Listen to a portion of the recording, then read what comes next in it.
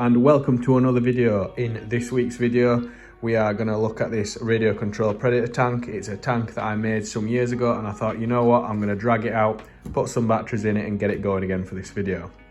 I'm going to go over how I made it and how it works and then do a bit of footage of it driving about. So first off, I'll start with the turret. For the turret, it pulls off and we have a 360-degree servo underneath with the servo top, the pivot arm mounted into the turret. This enables it to slot on and off easily. The underneath you can see has teeth in, so it slots on nicely. If you wanted to build one of these yourself, you would be able to do it a bit smarter than how I've done it. So while I did find, and I'll explain in a minute, the tank does need to be ever so slightly wider to get this to work. You could fill it in the gaps of the top and have the roof of the vehicle more secure. However, I decided to have the roof of the vehicle removable because that gained better access, and when it's running about it stays on just fine. So removing it, you can pull it forwards, and this way you can see that I have the servo mounted on the top, and that is in between two battery holders. These are just AAA battery holders. If you were just doing a Rhino, that would be easier because then you wouldn't have the turret servo and you could just have a 4-block of AAA battery holders. Now, the reason these AAAs work very well for this is if you are running servos as a drive system essentially, then you don't need any power limitation because the AAAs add up to, I believe it is 4.8 or 5 volts, which is then what a typical radio control servo works off of. Which brings me to the next part. The tank itself is controlled by typical radio control receivers and transmitters. Typically transmitters like this that you find on drones or radio control aircraft in general. This I also find just the easiest way to do it in general because you then have a very modular system. So you can see the little receiver mounted in the bottom of the tank. This is also where the batteries plug in as well, making it as easy and simple as possible. Now onto the drivetrain. So what you can just about see in there is two micro 360-degree servos, the same that operates the turret, mounted into the bottom of the tank. These, as you'll probably notice, are all just glue gunned in. It's the easiest way of doing it. It provides a secure fitting. There's just no point trying to do it in a more complicated way. So I'll just put the roof of the tank back on and then flip it over. With the tank flipped over, you can see the base of the tank was cut out and just a plastic panel put in. This then allowed me to use Lego pieces to attach the road wheels to, which we'll get to in a minute. And then back to the front, you can see the servos mounted up front with the wires crossed. These are just glued back to back together. It's all very tight to fit it all in, so it does need to be all back to back, no gaps, no extra brackets or anything. Hence why glue gun works so well. You'll also notice the very front of the tank had to be cut out to fit these in as well. Now mounted to the servos are just Lego sprockets, and the tracks are Lego tracks that have been cut down to the correct size for a Rhino chassis. And what I will say, if you want to make any Warhammer tank or any model in fact radio control that has tracks, is base everything on what tracks are actually available to you and what tracks will actually fit. I'll be honest, I've long lost the part number for them, but they are basically just Lego Caterpillar tracks with the sides cut down. These fit very well onto sprockets. You have a really good drive from them, you have no issues with them, which is rare to try and make anything tracked. You'll notice from the side that the tracks don't go over the top, they go through the middle like what would be a regular tank. This is because there's just not enough space internally. It's also worth noting that all of the inside of the sides has to be smoothed off to allow the tracks to go through properly, hence why these sponson doors have to be removed as well. There was sponson heavy bolters there at one point, but they didn't last very long because there's no support for them when the bottom half of the doors are broken off as well. And honestly, that's about it. Everything else is just glue gun, trial and error, line stuff up, see if it fits, cut a bit more off, add a bit on. Keep going till it fits and it works and it looks good. What I will say, the best thing about using 360-degree servos is that they are proportionate, so it's not just an on or off. You can go fast, you can go slow, it can be very precise.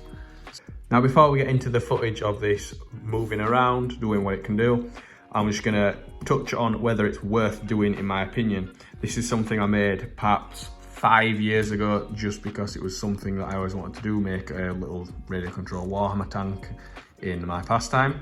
And to be honest, back then I got carried away with it because I reckon it cost about 75 quid to do this, and I already had the transmitter and the receiver. So with the servos and crucially the Lego tracks, because it turns out you end up needing quite a lot of them, plus the price of the model, it was £75 back then. I imagine you'd be touching on 100 to do this now. But I am glad I've done it because I do think it's pretty cool, and hopefully it makes a good video as well. I also just wanted to mention that I do have another project in the works that I guess is semi-radio control. It is this Land Raider that, as you can see, has motors in the back and tracks. This will essentially have a AI, so it is driven like it's got a machine spirit. It'll have sensors set up all around it and be coded to follow the sensors and only go where the sensors will permit it to go. So that should be an upcoming video in hopefully a few weeks. I just need to learn a little bit more coding, and that's about it. So without further ado, we'll get on to the super nerdy footage of this driving around.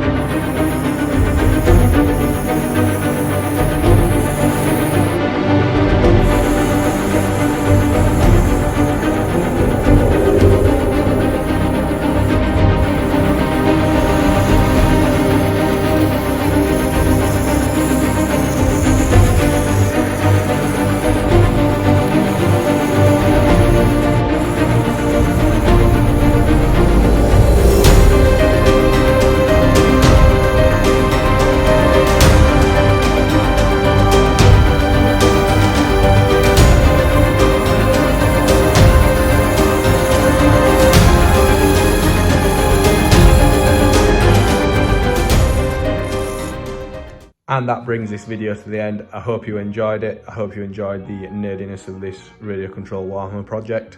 And I hope you'll join me for the next one when I get this Land Raider complete.